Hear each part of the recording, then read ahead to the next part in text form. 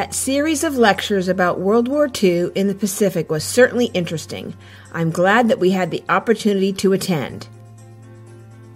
Well, I have always been interested in all kinds of puzzles, so I was particularly attracted to the discussion of Taiwan's undetermined legal status. The professor said that to understand Taiwan, there were 3 key items or 3 key concepts. That is correct. She said that with those 3 items of knowledge, you can easily unlock the puzzle of Taiwan's legal status. The first one was something about the end of the war. We must recognize that there is a difference between the end of hostilities and the end of the war. The surrender ceremonies are simply the end of hostilities. The end of the war is when the formal peace settlement comes into effect. So, for Taiwan, that would be the San Francisco Peace Treaty of 1952. Exactly. Second, the surrender ceremonies only mark the beginning of the military occupation. This is the only possible interpretation that complies with the Hague Conventions and Geneva Conventions. And I seem to recall that the other item involves the peace treaty. The third item is that the specifications regarding any territorial cession are given in the peace treaty. Moreover, the territorial cession only becomes valid when the peace treaty comes into force. Before that time, the legal possession of the territory has not changed. The professor said that from these simple facts, we can derive all relevant information about Taiwan's true legal situation. But I forget how it is done. I took some notes. 1. For Taiwan, the surrender ceremonies of October 25, 1945 only mark the end of hostilities, not the end of the war. 2. The military occupation of Taiwan begins on this date. An important principle of international law says military occupation does not transfer sovereignty. So, October 25th, 1945 was not Taiwan Retrocession Day. It was only the beginning of the military occupation. 3. When the Republic of China moved its central government to occupy Taiwan in December 1949, it was moving outside of China's national territory. At that point, it immediately became a government in exile. In other words, the legal ownership of Taiwan territory stayed with Japan until the peace treaty came into force. Additionally, the U.S. Supreme Court has said the conqueror acquires the rights to govern the conquered territory and may set up its own authority. So, in terms of conducting the military occupation, this clearly means that the conqueror is the legal occupier. The professor also mentioned that her research had confirmed that 98% or more of military attacks against Taiwan in the World War II period were made by U.S. military forces. So, the United States of America is the conqueror and therefore the legal occupier. From this, we can immediately derive the position of the Republic of China officials in Taiwan. Beginning October 25, 1945, they are proxy occupying forces. Beginning December 10, 1949, they also gained the status of government in exile. There has been no change in these statuses up to the present day. This means that at the most basic level, Taiwan today is still under a legal condition of military occupation by the USA. Yes, the professor said that with no final disposition of Taiwan in the San Francisco Peace Treaty, the military occupation will continue indefinitely.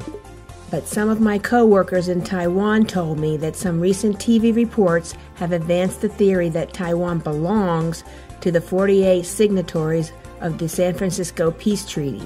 She sent me a film clip. Here it is.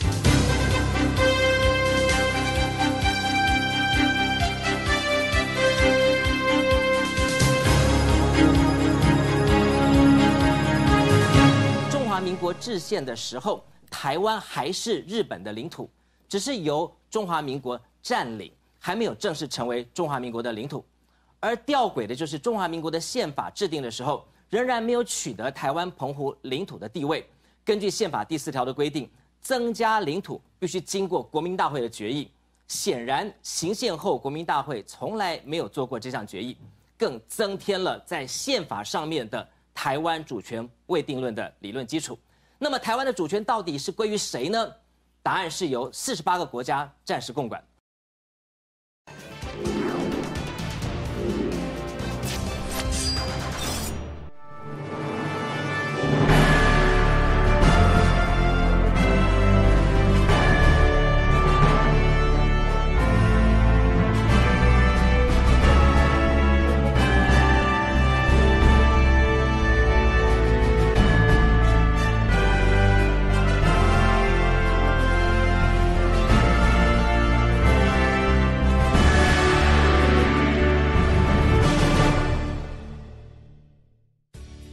That analysis is totally incorrect.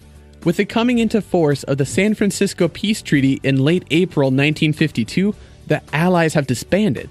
They are not exercising any authority over Taiwan territory. I hate it when these TV announcers report on historical issues from an incorrect perspective.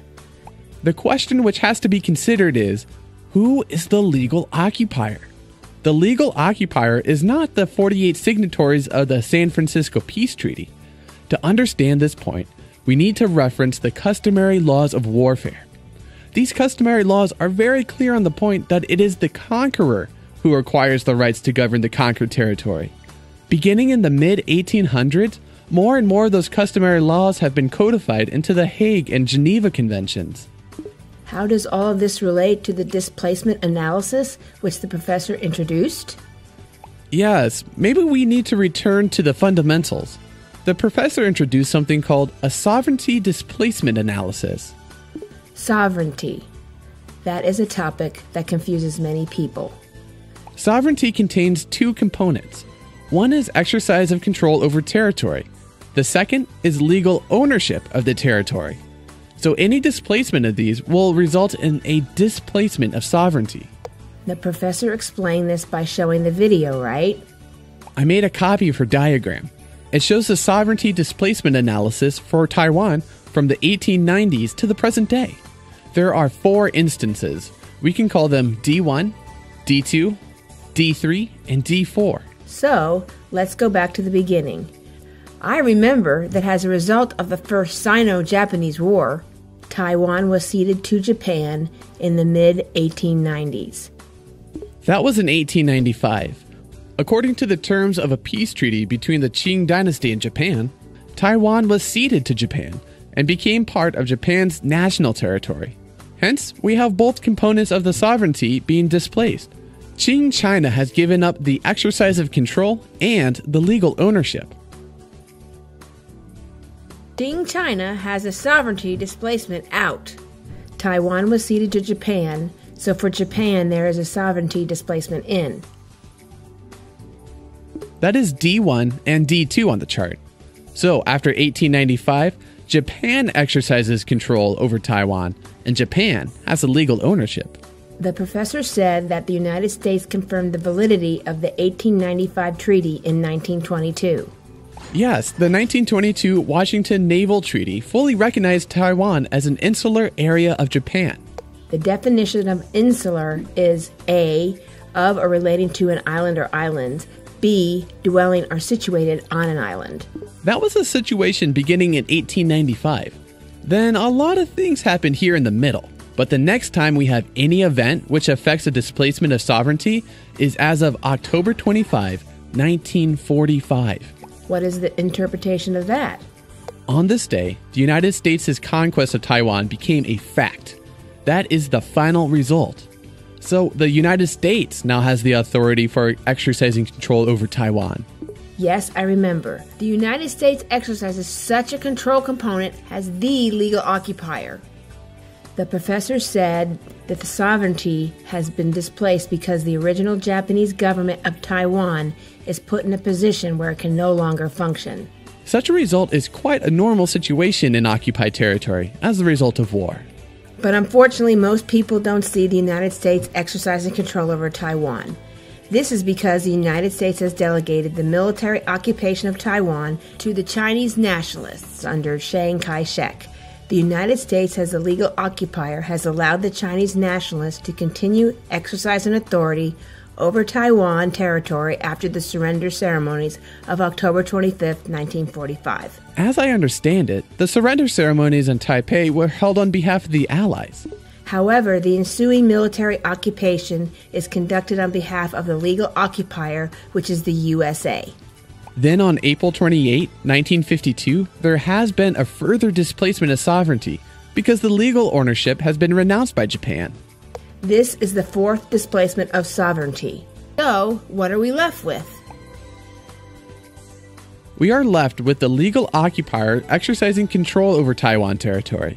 The legal occupier is the United States of America. However, the USA has, tacitly or expressly, delegated this control to the Republic of China. which by December 1949 had already downgraded itself to the status of a government in exile.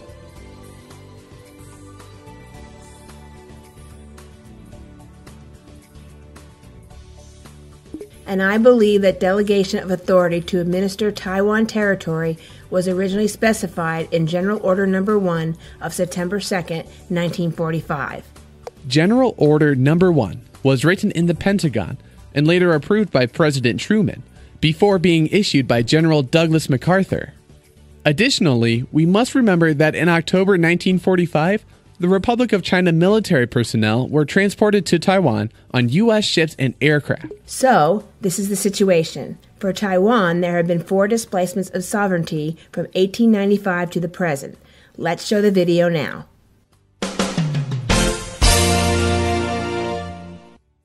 Let's look at a sovereignty displacement analysis for Taiwan. In 1895, Taiwan was ceded to Japan by Qing China. On October 25, 1945, the Japanese surrender ceremonies were held in Taipei. On April 28, 1952, the San Francisco Peace Treaty came into force. Today, we need to understand what the current situation is. Historically speaking, from the mid-1890s to the present, a discussion of sovereignty over Taiwan territory must deal with Qing China, Japan, and the United States. Fundamentally speaking, these are 3 countries, and we will have a separate column to examine the situation for each one. In other words, we will have 3 columns in total. Sovereignty over territory has 2 components. The first component is the exercise of control, which we will illustrate in the left part of each column. The second component is the legal ownership, which we will illustrate in the right part of each column. Let's look at column 1. On May 8, 1895, the sovereignty of the Qing dynasty over Taiwan ends. So, in regard to both the exercise of control and the legal ownership, there is a sovereignty displacement out. This is labeled as D1. Let's look at column 2. On the same date, May 8, 1895, the sovereignty of Japan over Taiwan begins. So, in regard to both the exercise of control and the legal ownership, there is a sovereignty displacement in. This is labeled as D2. Furthermore, we should note that while Japan's exercise of control over Taiwan ends on October 25, 1945, its legal ownership has not changed on that date. This is an important fact that is completely misinterpreted by many researchers who deal with Taiwan. In regard to the disposition of territory, it is important to note that treaty specifications can cause a displacement of both the exercise of control and the legal ownership components of sovereignty. For Taiwan, both components of sovereignty have been displaced as a result of the specifications of their 1895 treaty. Next, we must consider the effect of military conquest on sovereignty. Military conquest is followed by military occupation. A firm rule of international law says that military occupation does not transfer sovereignty. However, military conquest and its ensuing military occupation do affect a displacement of the exercise of control component of sovereignty. Let's look at column 3. With the Japanese surrender ceremonies on October 25, 1945, the United States conquest of Taiwan has become a fact. The conqueror is the principal occupying power, so the exercise of control by the United States military government over Taiwan begins. So for the United States, this is a sovereignty displacement in. This is labeled as D3. Now let's look back at column 2. With the coming into force of the San Francisco Peace Treaty on April 28, 1952, the legal ownership by Japan over Taiwan has ended. So for Japan, this is a sovereignty displacement out. This is labeled as D4. So after overviewing these 4 displacements of sovereignty over Taiwan territory during the last 125 years, what is our conclusion? Our conclusion must be that, legally speaking, the exercise of control by the United States military authorities has continued up to the present day. Of course, as we should realize, the United States military government has delegated this exercise of control to the Chinese nationalists who call themselves the Republic of China. Nevertheless, in the current era, the legal ownership component of sovereignty over Taiwan is still undetermined. The professor said that this analysis corresponds exactly with all current U.S. government pronouncements on Taiwan. Those pronouncements include Taiwan is not independent. The Republic of China is not a state in the international community. We do not support Taiwan's membership in any organization for which statehood is a requirement. We do not support the two-state formulation of one Taiwan and one China. The Republic of China is an issue undecided. We have a one China policy. With all this information analysis, it should mean that Taiwan's legal status is now already fully determined. Actually, no. Taiwan's legal status is still undetermined. This is because for occupied territory, there are only two possible final outcomes. The first is that the territory itself becomes an independent nation. The second is that the territory becomes part of another independent nation. Oh, right. That is the conclusion we reached by examining other situations of territorial cessions over the last 200 years.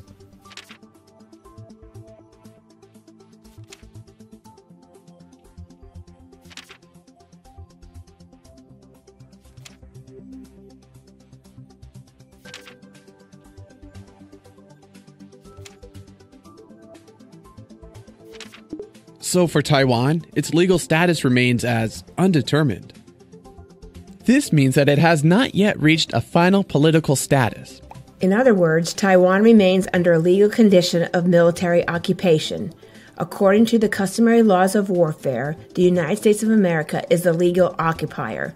A close reading of the San Francisco Peace Treaty also confirms this. Our conclusion must be that it is the United States that bears final responsibility for the protection of both Taiwan territory and the human rights of the Taiwan people. The professor also stressed another point. She said that after examination of the Taiwan Relations Act, 3 joint PRC-USA communiques, the One China Policy, U.S. Executive Orders on Taiwan, the San Francisco Peace Treaty, the International Declaration of Human Rights, and the rules codifications promulgated by the International Standards Organization, it can be confirmed that none of these legal sources contain any clauses or content which can be interpreted to provide a legal basis for the establishment of a Republic of China government structure on Taiwanese soil or the issuance of Republic of China passports to the inhabitants of Taiwan. I want to tell all my friends to send letters to the U.S. Secretary of State and the chairman of the American Institute in Taiwan. According to everything I've heard and read, they certainly seem to be extremely uninformed of the truth of Taiwan's historical and legal situation.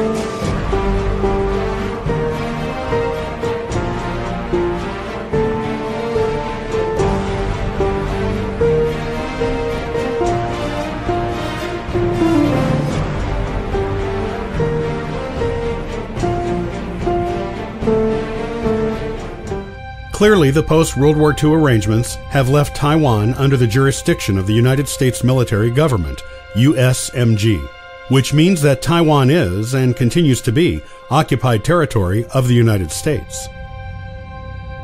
The so-called Republic of China government in Taiwan is merely serving as a proxy occupying force for the ongoing military occupation, while at the same time fulfilling the role of a government in exile.